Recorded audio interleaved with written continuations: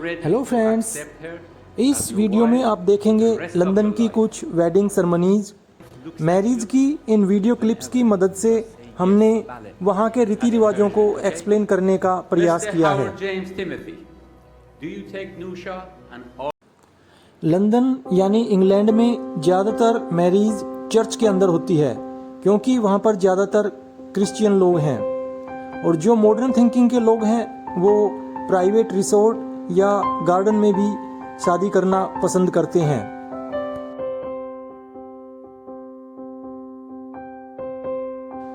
दूल्हे के लिए ब्लैक कलर को लक्की माना जाता है। दूल्हे के साथ साथ उसके क्लोज फ्रेंड्स या क्लोज रिलेटिव्स भी एक जैसी ड्रेस में नजर आते हैं, जो मैरिज फंक्शन को सक्सेसफुली ऑर्गेनाइज करने में हेल्प करते हैं। इन्हीं में से जो दूल्हे के सबसे ज़्यादा नज़दीक होता है उसे बेस्ट मैन कहा जाता है। दुल्हन के लिए यानी ब्राइड के लिए वाइट कलर को लक्की माना जाता है। उसकी हर चीज़ सफ़ेद रंग की होती है, यहाँ तक कि जो उसके हाथ में फूलों का एक गुलदस्ता दिया जाता है उसके अंदर भी ज़्यादातर वाइट कलर के फ्लावर्स होते हैं। लंदन में शादी करने की मिनिमम एज है 16 ईयर्स। हालांकि अभी उसको बढ़ाने की बात हो रही है, शायद वो 18 ईयर्स हो जाएगी। मिनिमम एज भले ही 16 ईयर्स हो, लेकिन ज़्यादातर लोग 25 और 30 की उम्र के बीच में ही शादी करते हैं। इंग्लैंड की शादियां भी काफ़ी एक्सपेंसिव होती हैं। एक सर्वे के मुताबिक एक आम शादी में लगभग 30,000 पाउंड खर्च होते हैं, जिनको इंडियन रुपीज में कन्वर्ट करें तो इनकी वैल्यू आएगी लगभग 30 लाख रुपए। ज्वेलरी की बात करें तो रिंग मेन होती है, भले ही आपने एंगेजमेंट रिंग पहना दी हो। वेडिंग रिंग भी ज़्यादातर डायमंड या प्लेटिनियम की ही होती है। दूल्हे की तरह दुल्हन भी अपनी फ्रेंड के साथ शादी से ठीक पहले अलग से एक पार्टी का आयोजन करती है।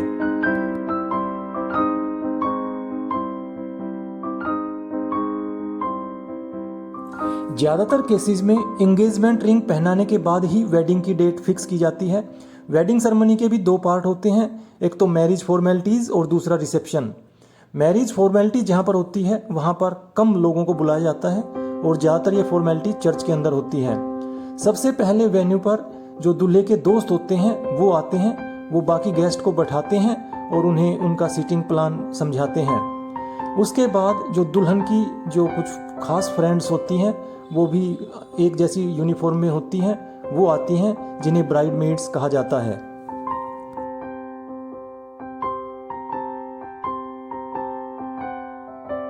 सभी गेस्ट के आ जाने के बाद लास्ट में दुल्हन की एंट्री होती है। दुल्हन ज़्यादातर किसी एक्सपेंसिव कार में आती है, जो या तो उसके खुद के परिवार की होती है या किराए की भी होती है, या कई बार विंटेज कार में भी दुल्हन आती है। कुछ शादियों में परिवार में जो छोटी बच्चियां होती हैं उनको भी दुल्हन जैसी ड्रेस में सजाया जाता है, और दुल्हन के आने से ठीक पहले वो रास्ते पर फ्लावर्स बिखेरती हैं, इसलिए उन्हें फ्लावर गर्ल भी कहा जाता है। चर्च के अंदर ज़्यादातर दुल्हन अपने फादर के साथ एंट्री करती है। चर्च के अंदर एक तरफ दुल्हन का परिवार और उसके रिलेटिव बैठाए जाते हैं, दूसरी तरफ दूल्हे का परिवार और उसके गेस्ट बैठे होते हैं।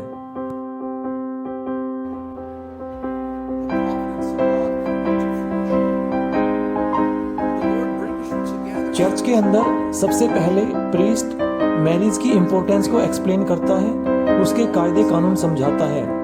उसके बाद ब्राइड और ग्रूम एक दूसरे के प्रति जीवन भर वफादार रहने की कस्में खाते हैं, एक दूसरे को वचन देते हैं। वचन देने के बाद वेडिंग रिंग पहनाई जाती है, और फिर ऑफिशियली जो प्रीस्ट होता है उन्हें हस्बैंड वाइफ डिक्लेयर कर देता है, और वो एक दूसरे को पब्लिकली किस करते हैं। इसके बाद ब्राइड और ग्रूम अपने साइन करते हैं ताकि उनको लीगल सर्टिफिकेट मिल सके, और उसके बाद सबसे पहले ब्राइड और ग्रूम ही चर्च से बाहर आते हैं। जब वो बाहर आ रहे होते हैं तो बाकी लोग खड़े हो जाते हैं और उन पर फूलों की वर्षा करते हैं। चर्च से बाहर आकर लोग ग्रुप फोटो के लिए रुकते हैं, और उसके बाद कुछ फोटो शूट किया जाता है। फॉर्मेलिटीज होने के बाद कई जगह पर दुल्हन अपने बुके को टॉस भी करती हैं, यानी ऊपर उछालती हैं, और जो अनमैरिड गर्ल्स होती है उनमें उस बुके को कैच करने की होड़ लगी रहती है। माना जाता है कि जो लड़की इसे कैच कर लेती है उसकी शादी भी जल्दी हो जाती है।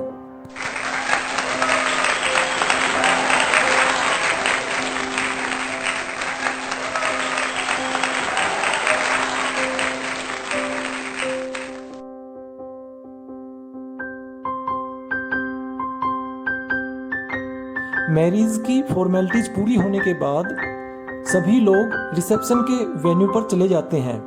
ज़्यादातर केसेस में रिसेप्शन किसी दूसरी जगह पर ऑर्गेनाइज किया जाता है, जहां पर खाने के साथ साथ लाइव म्यूजिक या डीजे का भी प्रबंध किया जाता है। रिसेप्शन की शुरुआत केक काटकर की जाती है। अगेन केक भी वाइट कलर का बनाया जाता है, जिसके अंदर कई सारे टीयर होते हैं। एक दूसरे को केक खिलाने के बाद डांस का आयोजन किया जाता है। डांस के अंदर भी सबसे पहले जो वेडिंग कपल होता है वो डांस की शुरुआत करता है।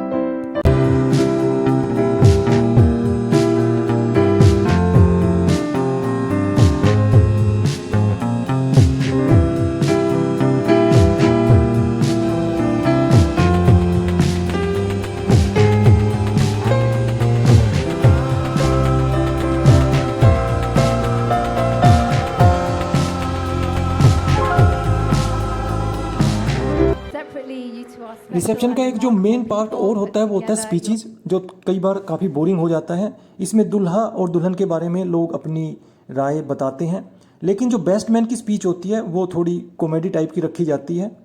जो दूसरी स्पीचेस होती हैं उनमें मेन होती है दुल्हन के फादर की स्पीच।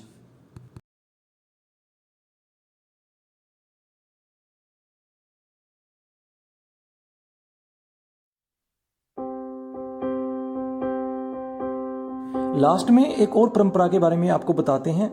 लंदन में ये परंपरा इतनी ज़्यादा कॉमन नहीं है, लेकिन अमेरिका में ये बहुत कॉमन है। इस परंपरा में जो दूल्हा होता है वो सभी के सामने दुल्हन के पैर पे एक गार्टर पहन के रखा होता है, उसने उसको उतारता है और उसे टॉस कर देता है। और इस बार लड़कियों की जगह लड़के इसको कैच करने की कोशिश करते हैं।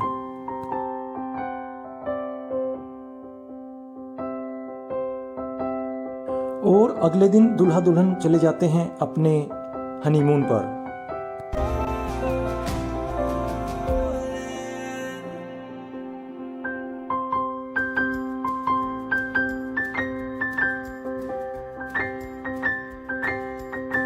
दोस्तों, उम्मीद करता हूँ ये वीडियो आपको पसंद आया होगा। यदि वीडियो पसंद आया हो तो इसे लाइक करें, और चैनल सब्सक्राइब नहीं किया है आपने तो प्लीज़ चैनल को सब्सक्राइब करें। Thank you friends, thanks for watching.